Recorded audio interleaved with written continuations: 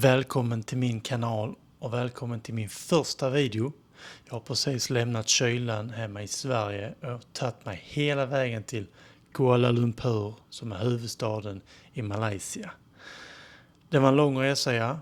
Det är väl, skulle du cykla så är det väl en 9600 kilometer, någonting sånt.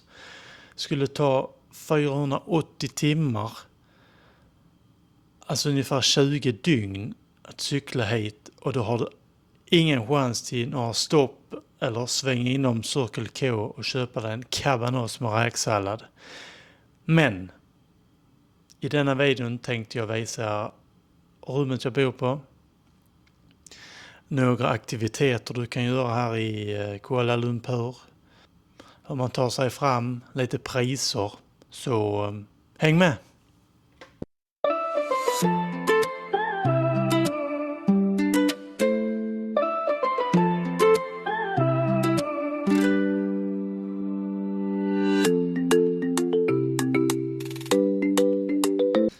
Vi börjar med rummet jag bor på. Vi har hallen, en lång hall som leder rakt in i sovrummet / tv-rummet. Vi har 2 enkelbäddar, ett litet kontor eller vad man nu kallar det för, en tv som jag absolut aldrig kommer att använda. Vi går in i badrummet där du har ett badkar. Det var länge sedan man badade nu för tiden. En dusch i hörnet. Vi har ett handfat. Så tänker ni, var tusan är toaletten? Och det tänkte jag också när jag anlände. Men här har ni toaletten med en massa knappar. Och nej, det är inte till volymen till radion. Detta är då Hilton Kuala Lumpur. Jag betalar 1360 svenska kronor per natt. Om det är värt det? Ja, vi får helt enkelt se. Det här är då inget samarbete med Hilton alls, men hotellet har i alla fall ett poolområde på 8:e våningen. Även en liten lekhörna där man kan kasta dart eller vad det är och slå tärning och schack. Och så roligt att spendera tiden. På samma våning som poolområdet finns så har du även ett gym med diverse dumbbells och skivstänger och spinningcyklar och gåband, något som jag absolut inte kommer att befinna mig på det här. Men det är bra att känna till det om man vill börja dagen med ett pass. Hur tog jag mig då hit till detta hotellet? Jag landade på deras internationella flygplats. Tog tåget, det heter Klia Express. Köpte biljett för 55 ringgit, deras valuta, cirka 125 svenska kronor. Det tog mig ungefär 30 minuter att åka till KL Central. Du ser automater på flygplatsen där du kan köpa biljett, och sen så följer du bara skyltarna ner till spåret. Så det är ganska simpelt att hitta dit. Väl framme på KL Central så ser man också skyltarna Hilton.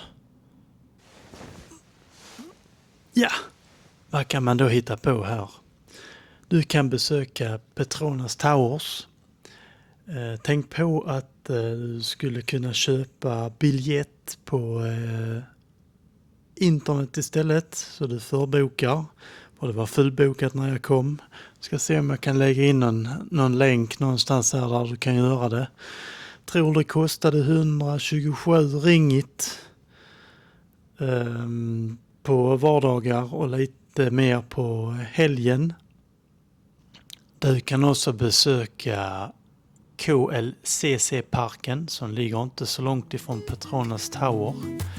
Där kan du få en liten break från stadsmiljön här i Kuala Lumpur.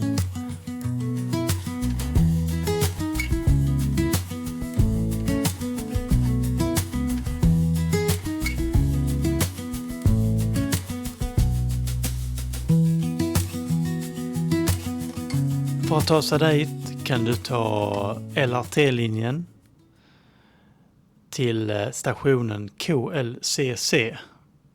Väldigt enkelt att ta sig dit, går snabbt och du slipper ju trafiken.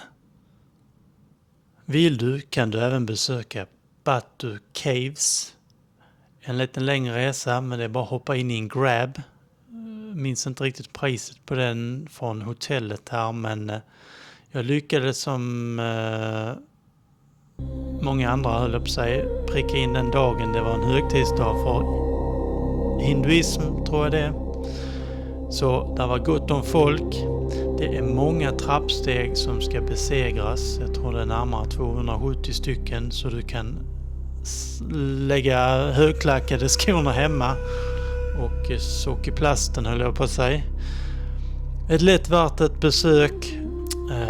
Man ska klä sig respektfullt, täcka axlar och knä och ta av sig skorna när du går in i templet eller templen.